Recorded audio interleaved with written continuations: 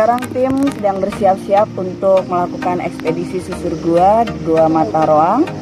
Dan di sini sudah siap para pemandu warga setempat yang akan memandu kita untuk memasuki Gua Mataroang. Yuk ikut kita bareng untuk menjelajahi gua.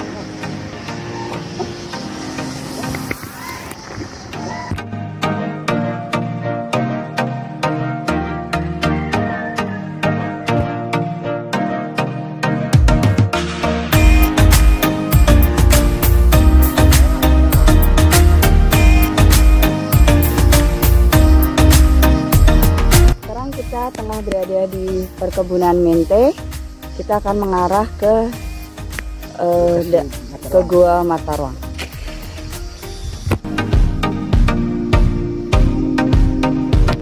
Perjalanan menuju Gua Mataroang ini akan ditempuh kurang lebih selama 1 km. Dari jalan.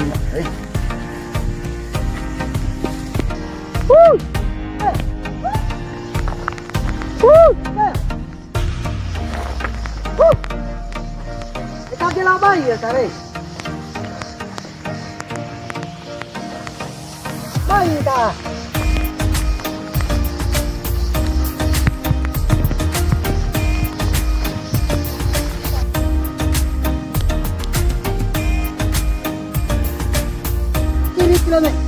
Jadi kita harus teriak-teriak untuk memberitahu rekan-rekan kita yang tertinggal, karena suasana perkebunan atau ilalang yang sangat tinggi, biar tidak tersesat. Makanan diet yang paling terkenal dari Jepang itu konnyaku. Itu kalian bisa dapat nih dari si porang ini. Nah, ini bunga porangnya. Ini tuh bentuknya umbi-umbian gitu di bawah. Terus dia modelnya kayak ubi lagi. Kayak ubi di bawahnya dicabut. Nah itu ntar ada tepungnya, tepung porang. Itu nanti kalau diolah bisa jadi makanan diet. Oke, ini makanan diet yang paling terkenal nih, konnyaku. Bahasa kerennya konnyaku.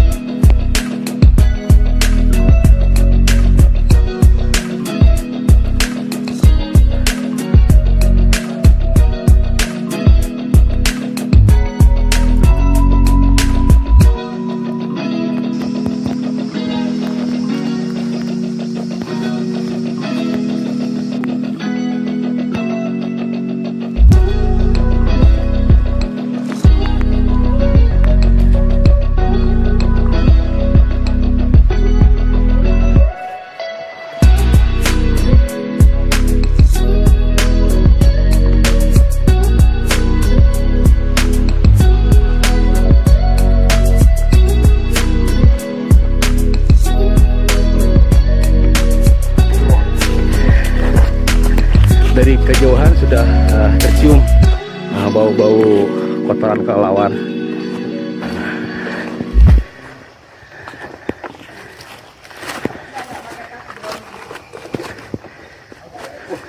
Sudah terasa dingin. Ya, suasananya dingin nih. Mungkin udara dari dalam gua terasa dingin dan sedikit bau-bau kotoran kelelawar. Ini menandakan bahwa di gua ini ada kehidupan. Ciri khas dari gua yaitu kelelawar.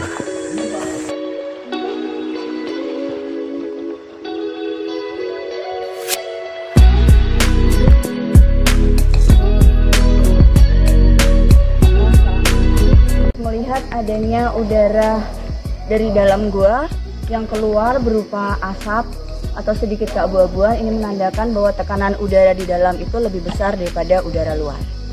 Kalau kita lihat dan kita rasakan bahwa udara dingin dari dalam gua berhembus keluar, sehingga kita dapat dari mulut gua ini kita dapat merasakan hawa atau sensasi dingin, dan juga kita dapat menghirup sedikit aroma kelelawar yang dihembuskan dari dalam gua.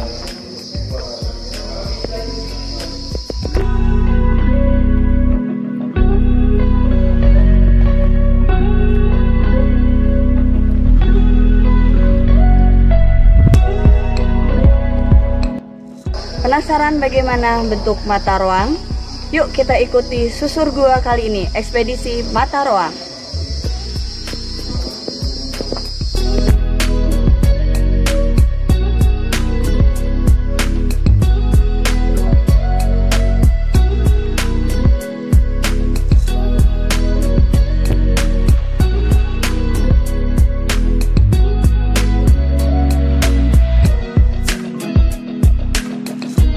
Kita sudah berada di depan Gua Mata Roang.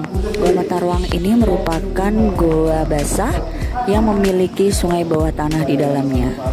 Untuk mencapai sungai bawah tanah atau memasuki Gua Mata Roang, tim menggunakan peralatan seadanya dan melalui 3 step. Yang pertama itu kurang lebih sejauh kedalaman 5 meter menggunakan batang bambu yang sudah disediakan di pinggir gua, kemudian masuk lagi 5 meter kedalaman, kemudian baru akhirnya menjelajah ke dalam hingga menemukan sungai bawah tanah. Untuk ketinggian gua sendiri itu kurang lebih 15 sampai 20 meter. Kemudian untuk naik ke daratan lagi, maksudnya dari dalam mata roang ke atas mulut gua, itu harus melalui pinggiran luang sedalam 50 meter dan hanya menggunakan seutas tali.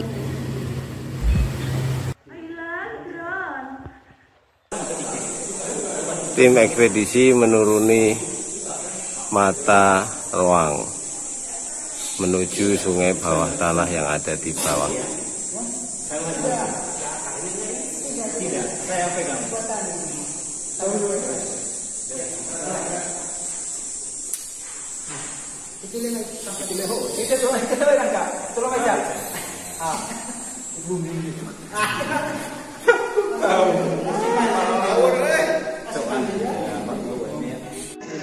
Ini kita lihat Pak Aris mulai menuruni tangga buatan berupa kayu, saudara-saudara. Oke, kami sudah sampai di titik pertama. Oh, banyak kelelawar. Kelelawar. Ada kelelawar. Kita turun pelan-pelan.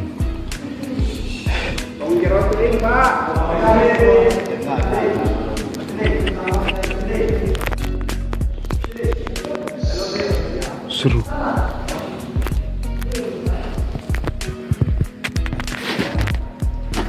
Woi, kelelawarnya banyak. Ini salah nih, jalan. Macet tepat kok.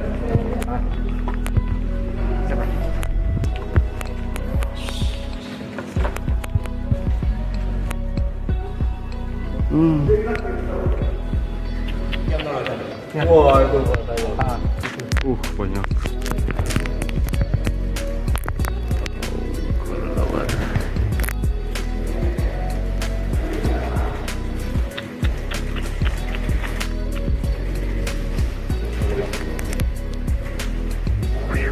Ini dulu yang pegang. Lawang yang kulit.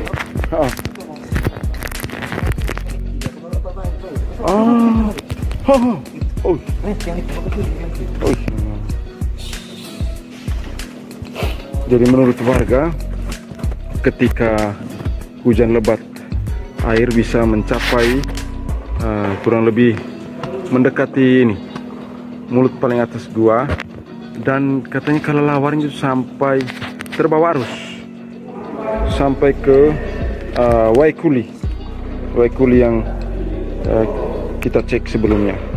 Itu kelelawar sampai terbawa arus ke sana. Oke, kita lanjut lagi. Ada bunyi semua. Sehat 7,81 Pak ya. 7,70 itu turun, nanti deh nanti. Paling itu yang udah stabil. 0,01. Apanya Pak? Salinitas. Salinitas 0,01. ORP-nya min 34. ORP? Ya, ORP min 34.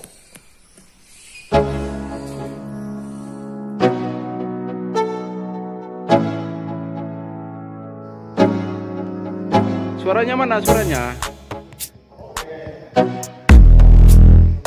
Oke. Paris maaf Paris. Saya video.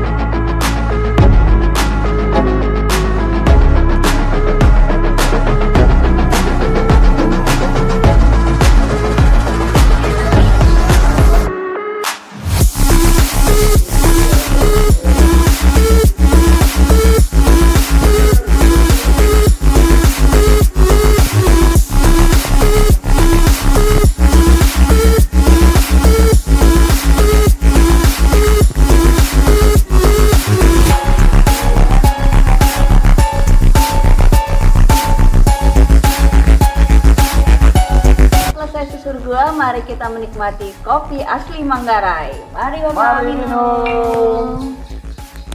Nikmati kopi Manggarai. Bapak-bapak, sekarang kita masuk di Gua Mata Ruang. Gua ini adalah salah satu inlet. Kalau di bahasa geologi itu namanya inlet. In itu masuk, let itu tempat masuknya air. Tadi kita sempat masuk ke dalam. Di dalam ternyata ada bambu, ada sendal, ada botol, ada kayu. Jadi hampir semua sampah yang ada di Sambi dan Kajong itu masuk ke sini. Perkiraan kami kemarin sudah menemukan satu outlet di Waikuli namanya. Jadi ini adalah satu inlet dari Waikuli. Tadi di dalam juga ada persimpangan ya Pak ya. Untuk masuk ke gua ke hutan di sana. Jadi ada pintu masuk, pintu keluar lagi di sana. Mungkin ada luang di sana. Tapi waktu kita nggak cukup untuk ke sana. Jadi kemarin kita sudah ketemu outlet, sekarang kita sudah ketemu inletnya. Artinya untuk KBAK memang dari sini sama sana harus kita KBAK, harus diamankan supaya air yang mengalir ke Waikuli itu tetap terjaga. Itu aja. Kita lihat bisa lihat speleoton yang bagus sekali. Ada tirai, ada stalagmit, kemudian ada flowstone, ada yang kemarin seperti usus yang di Luang Buah, kemudian ada sisik, ada gurden, ada tiang, Iya, pilar. Pilar, ada pilar. Jadi pilar itu stalaktit dan stalagmit sudah nyambung. Jadi kan kalau dari atas itu namanya stalaktit, Pak. Kalau dari bawah itu stalagmit. Kalau dia sudah menyambung, itu namanya pilar. Jadi kayak tiang itu namanya pilar. Dan ini butuh waktu ribuan tahun. Kalau lubang sebelahnya sudah hampir mau sambung saja. Oh, sudah mau sambung. Oh, sudah berarti masih berjalan prosesnya. Masih berjalan. Tapi memang di dalam masih berjalan di sebagian. Ribuan tahun Pak untuk. Jadi ya, oke. Ini adalah batu gamping formasi Bari, Pak, namanya. Jadi kalau di Ruteng, di Manggarai itu batu gampingnya ada dua, batu gamping formasi Bari dan batu gamping Waihekang. Formasi Bari ini lebih tua dari Waihekang. Waihekang itu umurnya 5 sampai 9 tahun. 9 juta tahun. Juta tahun loh, bukan tahun yang lalu. Kita ngomongnya juta tahun. Kemudian kalau Bari ini masuk ke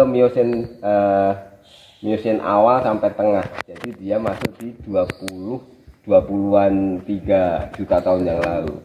Jadi memang dia di bawah, lebih tua ini, lebih tua batu ini daripada yang ada di kalau di Ruteng itu kan ada Liang Bua itu. Nah, itu formasi Waihekang tuh. Jadi lebih tua yang ini. Jadi tapi kenapa bisa lebih di atas di sini ya gitu kan? Karena ada struktur. Jadi dia sistemnya ini itu anti-clean namanya. Anti-clean itu kayak gunung gini, melipat gini. Jadi si Bari itu sebenarnya dia di bawahnya si Waihekang. Jadi kan karena dia kayak ginilah. Ini kan gini ya. Nah, tumpang tindih ini. Karena di atas ini sudah hilang atau mungkin nggak ditumbuhin mungkin ya. Karena sudah keangkat dulu. Saya nggak tahu prosesnya seperti apa, apakah hilang atau nggak ditumbuhin. Jadi Waihekang yang di sini, yang si ini kan tinggal di sini. Jadi di atasnya jadi tersingkap. Jadi tersingkap. Tetapi yang ada di sini kan yang Bari, yang di bawahnya sebenarnya. Jadi kalau di geologi itu namanya ada hukum apa namanya? Hukum stratigrafi ya. Hukum stratigrafi itu yang di bawah itu selalu lebih tua daripada yang di atas. Artinya kalau kita bangun itu kan numpuk-numpuk. Tumpuan itu kan lebih. Tumpukan pertama itu berarti lebih tua. Tumpuan pertama lebih tua daripada yang ada di atasnya. Itu. Ciri khas laut. Lingkungan laut. Jadi kalau di geologi kami punya namanya HCl. HCl itu larutan. Kalau kita teteskan ke batu itu ada reaksi, ada ngejos gitu. Kayak soda. Nah, kayak soda jus gitu, kayak sudah dibuka jus gitu. Kita tetesin jus gitu, sayangnya kita nggak bawa. Itu namanya pasti dia dari laut dulunya. Kenapa? Karena ada CaCO3-nya. Terserah dia mau batu gamping atau batu pasir yang semennya dari laut. Jadi memang ini dulu laut. Flores ini kalau dari sejarahnya kan dia memang dia setelah Sumba. Paling tua di Manggarai di NTT ini Pulau Sumba. Pulau Sumba itu udah duluan. Pulau Sumba itu bareng dengan Pulau Jawa naiknya. Artinya naik ke permukaan. Naik ke permukaannya. Kalau Flores, Sumbawa, Lombok, Bali itu setelah Jawa. Jadi gesernya itu mulai sekitar 10 juta tahun yang lalu. Berarti naik ke permukaan laut ini karena ada tumbukan. Karena tumbukan. Jadi dari utara ada kita masuk lempeng Eurasia. Dari selatan ada lempeng Australia. Ini nusuk. Kalau tabrakan gini kan ada yang naik, ada yang turun. Karena lempeng Australia ini lempeng samudra, ini lebih berat. Sehingga kalau tabrakan yang lebih berat selalu dia di bawah. Kalau kita lihat ada tabrakan truk sama motor, itu kan motornya yang mental ke atas. Jadi ini akhirnya mental ke atas, jadi gini. Nah ini naik ke atas, ini turun ke bawah terus. Kemudian jadi magma di sini ada gunung api. Kan kita lihat ada anak Ranaka.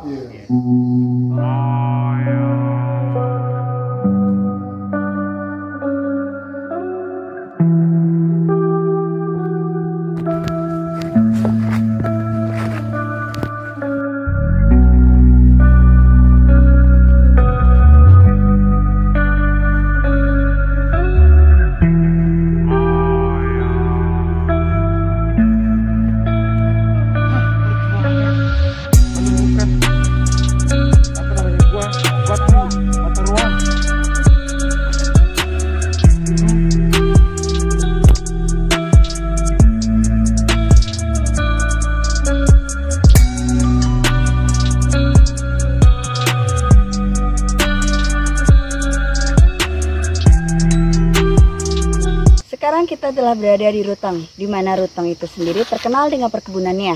Ada perkebunan mente, ada perkebunan kopi, dan juga ada perkebunan kemiri. Jadi proses kemiri ini diajak tuh dari pohonnya tunggu kering.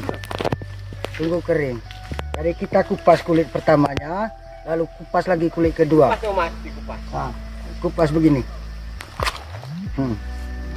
Ini kulit pertamanya. Yang ini kulit kedua. Baru kalau jadi begini harus jemur. Kalau sudah kering sampai 5 hari jemur, tahu di Reu mungkin ada alat. Di Sambi. Di Sambi tidak ada. Belum ada alat kupas kulit ini. Pemecah kulit kemiri belum ada. Jadi mecahinnya manual. Iya. Ini agak keras dia. Oh, jadi harus Karena belum dijemur. Harus dijemur dulu 5 hari, baru setelah itu bisa kita kupas manual pakai tangan. Pakai tangan. Ini kemiri yang sudah jatuh dari pohonnya, sudah di tanah, lalu sama ibu dipilih. Dipilih lagi. Setelah dipilih itu sama ibu diapakan, Bu? Dikupas? Belum, baru dijemur. Oh, dijemur. 3 hari baru Baru bisa dikupas, baru dikeprek. Oh. Awalnya itu Ndek dikupas kulit luarnya dulu. Oh, ini. Oh, jadi ibu tinggal ngambil ininya ya, nanti ya dibawa ke bawah. Dijemur. Iya, dijemur itu ibu udah bawa ke bawah, tinggal ininya aja. Berarti dikupas dulu kulit luarnya. Berapa lama ini? Prosesnya lama. Berapa lama, Mama? 3 hari. 3 hari untuk? Untuk apa? Kupas. Ini Mama biasa ngupas segini dari pagi sampai siang atau segini ini berapa lama? Kalau banyak ini, sampai kalau orang banyak itu tidak bisa.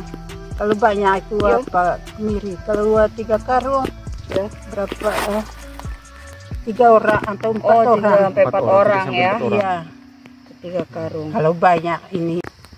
Oke, ini tadi kita telah berbincang dengan Ibu. Ini bagaimana proses pemilihan kemiri yang jatuh dari pohon ke tanah, kemudian dikupas kulit luarnya, baru akhirnya dibawa, dikeringkan dan dibawa ke Reo untuk dijual.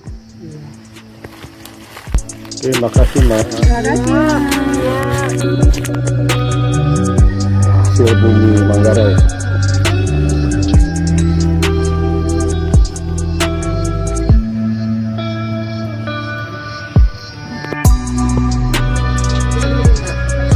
Lumpurnya biar tidak loncat. Kena kepala lagi. Ini hasilnya. Proses jadi.